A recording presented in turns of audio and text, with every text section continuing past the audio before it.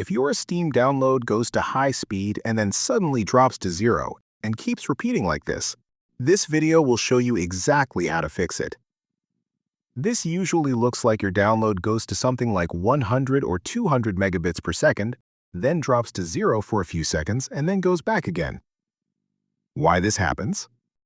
This is not always an internet problem. In many cases, your SSD or HDD cannot keep up with the download speed. What happens is, Steam downloads data very fast. Then your disk needs time to write and unpack the files. During that time, download drops to zero. This is completely normal behavior, but on slower drives, it becomes very noticeable. Fix: limit download speed. This actually works. Here's the real fix that helped a lot of people. Open Steam. Click Steam in the top left corner. Then click Settings. Now go to Downloads. Look for Limit Bandwidth to. Enable it and set a limit.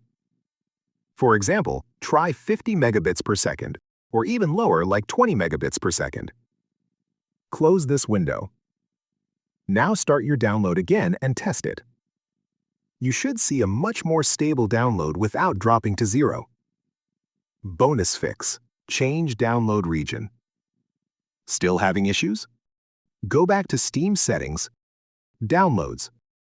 Find Download region.